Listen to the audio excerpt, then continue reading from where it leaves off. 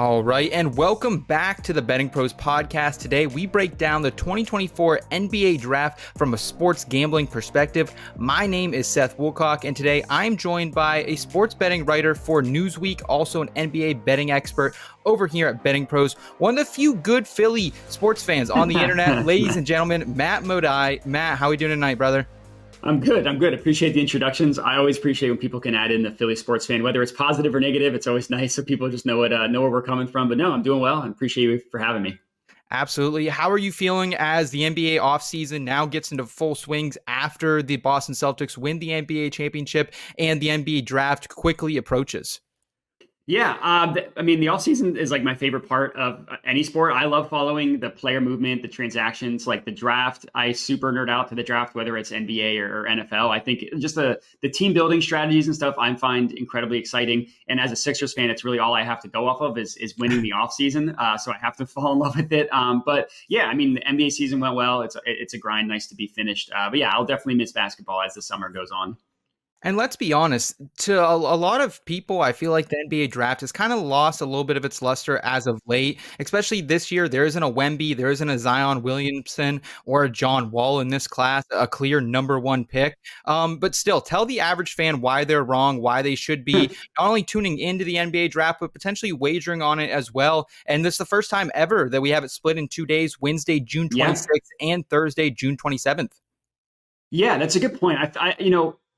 It's kind of funny. I feel like when there's a big name like a Wemby who you know is going to go number one, there's the most intrigue around the draft, but then it's also the most known of what's going to happen. So it kind of takes away the excitement of it. And I think for this draft, while there's not a big name, I think like the top 7, any one of them can be the best player in the draft, which you can't say about a lot of drafts. And even this year specifically, it reminds me, I guess this would have been 2 years ago, when the betting favorite to go number one kept flip-flopping between Paolo Banchero, between the guy the Rockets drafted, Jabari Smith, I believe his name, whose name has escaped me. But yeah, like one Woj tweet would just send the odds in the sports books into a frenzy, which something not to that same dramatic extent is happening this year, which we were just talking about it before we went on.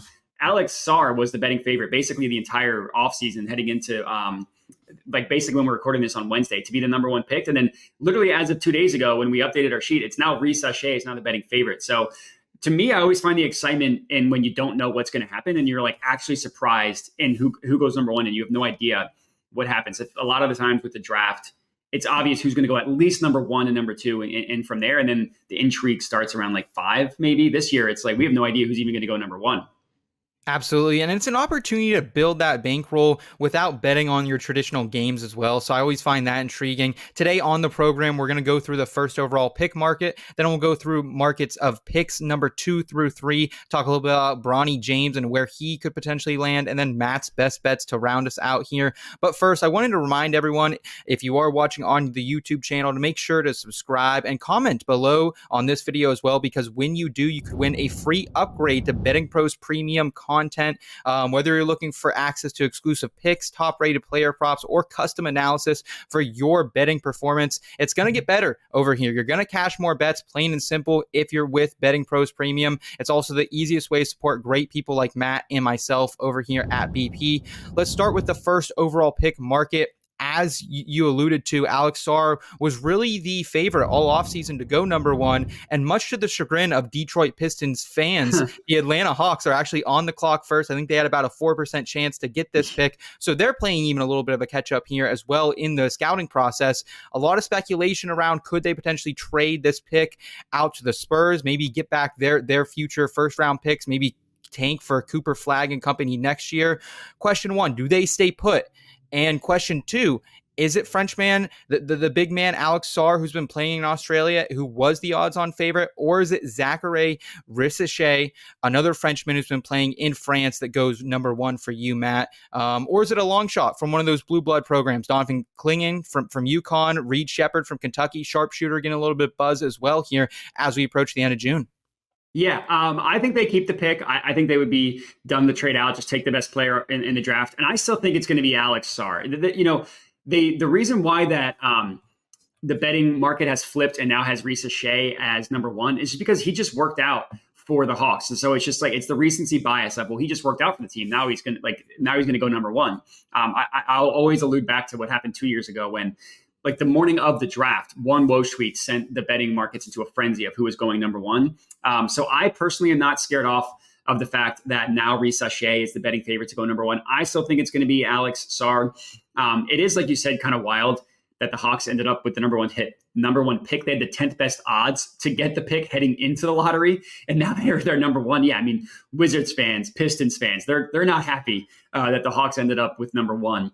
But yeah, I still think it's going to be Alex Sarr. I think that this also isn't really a hot take, but I do think that they end up trading one of Trae Young or DeJounte Murray. I think we kind of know that those two aren't going to be long as the backcourt in Atlanta. And the beauty of Alex Sarr is he could fit with either one. I think he'd be a better fit next to Trae Young because Alex Sarr would be a really, really good rim running partner with Trae Young. And the fact that Alex Sarr hasn't quite developed his jump shot means that someone like Trae Young, who has longer range than DeJounte Murray, and Trae Young's a little bit of a better passer, I think that would bode well for someone like Alex Sarr. But he could work really well playing off of DeJounte Murray as well. Like the thing with Sarr is he needs to work on his jump shot. And on offense, like as of right now, I mean, he's young. I think he's 19 years old. So you don't really expect him to have these skills yet. But he really is only good on the offensive end. It's like cutting to the basket, rim running, or he can attack a closeout. He's like very linear when he drives to the basket. So yeah, if he can't attack a closeout, if someone has a hard closeout on him, but if they go a little bit more measured in closing him out, then he's not as dynamic. So I think pairing him with Trae Young would make more sense. But Trae Young would also fetch more in the trade market. So I do think that they have some decisions to make. But I think either way, Sarr has the most potential to be the best player in this draft. And I think that he fits really well either with DeJounte Murray or Trae Young.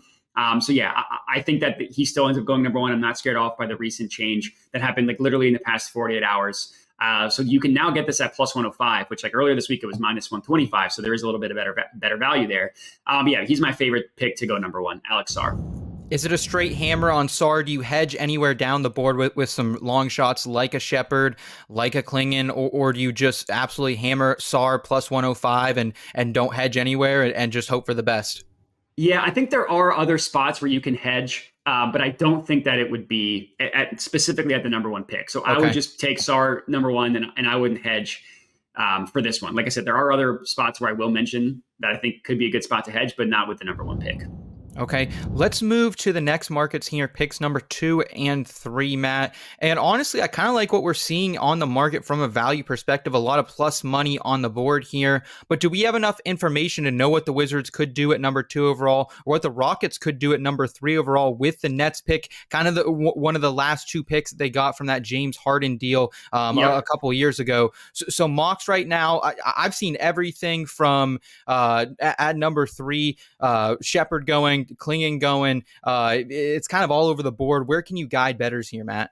Yeah. Well, I do think that if Sarr doesn't go number 1, then I think the Wizards sprint to the podium to take him at number 2. Okay. Because in my mock, I have Sarr going number 1. I'm having the Wizards take Risa Shea at number 2. Right now, he has the second best odds to go number 2 behind Alex Sarr. Risa Shea, you can get him at plus 110. He doesn't quite have the potential to be like the number 1 option on a championship team, which you would hope to get at the number 2 pick. I'm very, very confident that he's going to be at least a solid role player. And the Wizards, while sure, they're like completely devoid of any high-end talent, they also just need people who can play basketball. They're like, yeah. I mean, the Wizards are they're a tough watch right now. Being from the DC area, not that I'm a Wizards fan, but I'm very much aware of that. And I think that Risa Shea, like, you put him on a team that's actually good, and he immediately becomes an incredibly important two-way role player. He can shoot.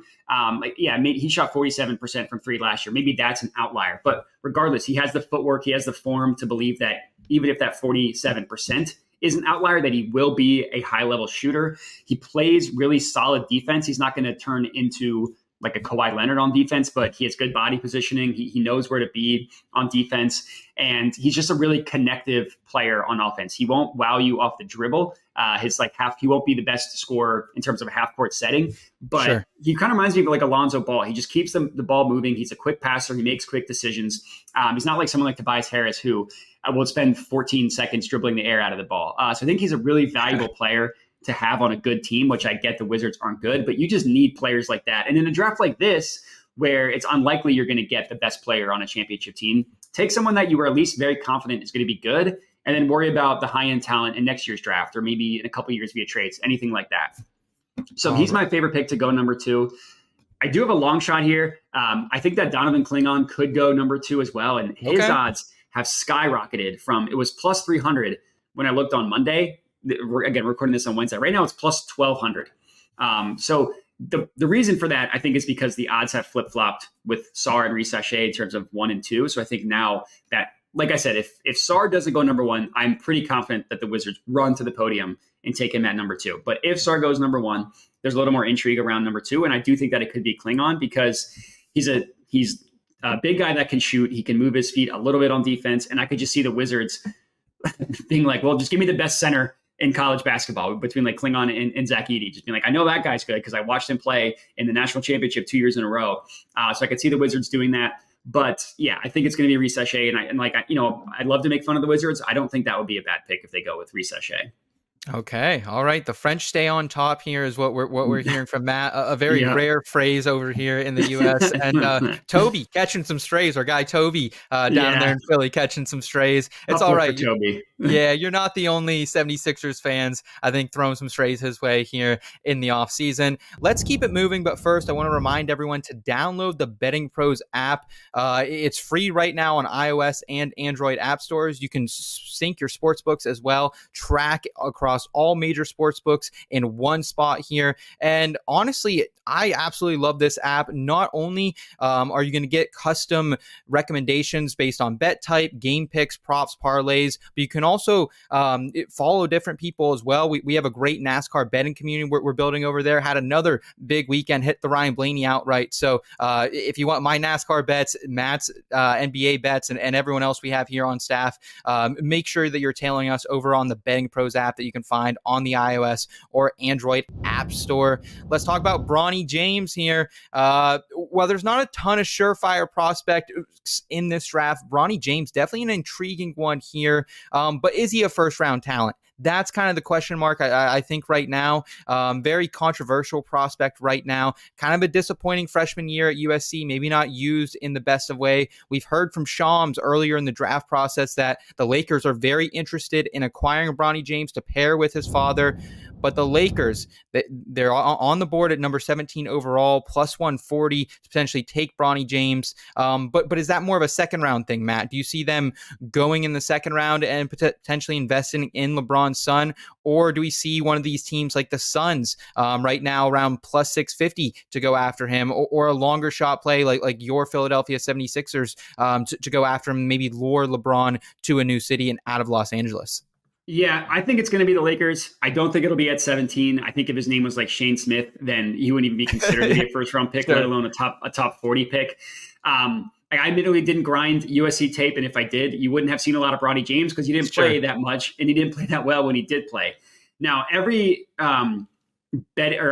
draft analyst say that he will make a better better in the pros as a role player than he would be as like the number one option, because which is kind of funny. He's LeBron James' son. He does all of the gritty work, all of the little things that you need a role player to do. The problem is I think he measured at 6'2", and he's not a great shooter. So like that combination, without wowing you with your athleticism, makes you a pretty limited player in the NBA unless he can really develop his jump shot or turn into a much better playmaker, like stuff that he can do off the bounce. So I still think he's going to go with the Lakers. I mean, it just makes too much sense. A lot of times I try to be different with my betting predictions, but when it's stuff like this, the draft is just a different beast. I think it's going to be the Lakers. I would put the plus 150, plus 140, whatever it is that he gets. I think it's 125 now, but that's where I would go. I think he gets drafted by the Lakers. I think if you want one dart throw, it probably would be the Suns. Not because I think LeBron will sign there. I just think that these only other team, them and the Timberwolves, I think are the only two other teams he's been linked to. But I just think it makes too sense for the Lakers to draft him with their second round pick, not at 17 overall. I mean, it makes sense. It makes complete sense. We know the Suns always willing to mix it up a little bit down there. Matt Ishba, he has the money. He's willing to spend. He wants a championship team. So I think from a betting perspective that if you're going to hedge somewhere, it potentially could be with the Phoenix Suns. But Matt is saying go ahead, hammer down Los Angeles Lakers. Originally plus 140. We're hearing right around plus 120, plus 125, potentially for Bronny James to go there. Let's round it out here, Matt, with your best bets for the NBA draft. Any of the markets we've already covered or any of the markets we haven't touched on that you think bettors should be aware of, and what your card entails here as we're about a week away from the NBA draft. Sure. So I'll just start with one that we already talked about just to get that out of the way. It's Alex Sarr drafted number 1. He was my favorite bet when it was at minus 125. I like it even more at plus 105. Maybe I'm just being stubborn and refusing to admit that that it is changing. But to me, you read every mock draft up until Monday, everybody had him going number 1. Now, because he worked out with the Hawks last week, like they work out everybody. That's just how it works. So I'm not scared off by that. Probably my favorite long shot is I have 2 that are kind of in the same boat. It's Kyle Filipowski to be drafted in the top 10. That was at plus 600 odds. And then I also like, and this is not a both. This is either or. Zach Edey to be drafted in the top 10. That's at plus 1,900. Honestly, my logic here is that despite the fact how much money goes into the NBA and how many scouts and analysts and whatever these teams have, at the end of the day, some teams are dumb. And I could see teams just saying, like, get me the guy who was the best player at Duke. Get me the guy, Zach Edey, who ran college basketball for 3 years. To me, I could easily see a team in the top 10 doing that. Like, again, NBA teams have gotten smarter. There are still some dumb NBA teams. I mean, we just saw the Pistons fire Monty Williams after having him for a year. Like the Pistons are a team that nobody knows what they're doing. And there are certain teams, like if you look at the Kings roster in 2017, it was basically filled with guys that went to Blue Bloods, Duke, UNC, Kentucky. If you're asking me what teams could I see doing it, I could see Portland, who like have almost nothing going on for them. I could see Charlotte doing it for kind of the same logic. And if the Wizards, not at number 2, but if they trade back, which it's not reported, but in the off chance that the Wizards trade back, I wouldn't be surprised to see them because they're also both kind of bigger guys as well, which the Wizards, I mean, they need everything. They also need a big man. So that's definitely my 2 favorite long shots. Obviously, unit size responsibly. They're long shots for a reason. So don't come being mad at me if neither of these get drafted in the top 10 or anything like that. And then my third one, and we didn't talk about this pick, it's Stephon Castle to go number 4 to the Spurs. I really, really liked Nikola Topic to go number 4, but in the combine, he went through medical testing and found out that he had a torn ACL. So it's undecided how he's going to treat that, but that kind of made me have to pivot. But I do really like the Stephon Castle angle going to the Spurs. And I don't think that the Spurs trade up. I think they keep both 4 and 8 to just kind of round out their talent around Wemby. If there was a better, like someone that was more obviously going to be the best player in the draft, like something like that, kind of like the year where the Sixers traded up for Markelle Fultz. Obviously, that didn't work out well, but where there was a player that was the consensus number 1. Obviously, again, that didn't work out and ended up being Tatum for the Celtics. But anyways, I think the Spurs really want to find a young guard that they can pair with Wemby. And the thing with Castle is he's not someone that is just going to be your main point guard, someone running your offense every single play up and down the court. He's a good combo guard. He does a lot of good things, but he isn't necessarily elite at one thing. He needs to work on his jump shot. He shot under 30% from deep, both in college and his last year in high school. He ended the year shooting well from the free throw line. And generally, that's something that does translate is if you shoot a high percentage at the free throw line, generally you can translate that out to becoming a better jump shot, better jump shooter.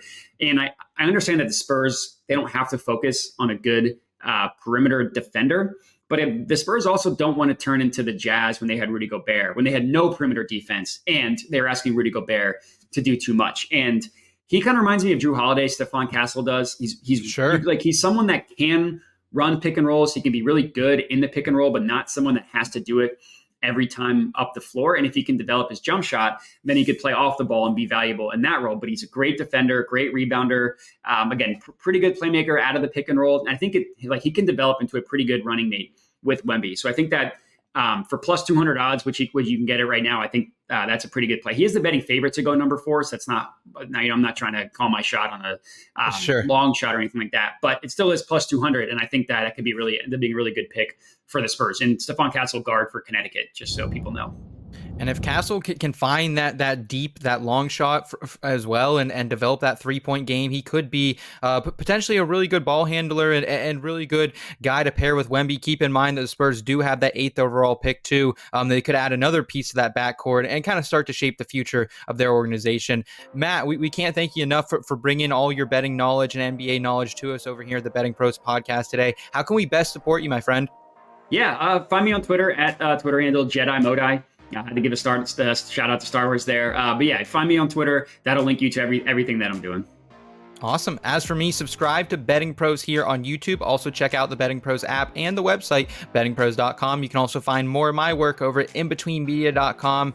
Enjoy the NBA draft, everyone. Bet responsibly, but at the same time, go for it. Have some fun with it. You only get to do it once. We'll catch you guys next time. Until then, have a great one.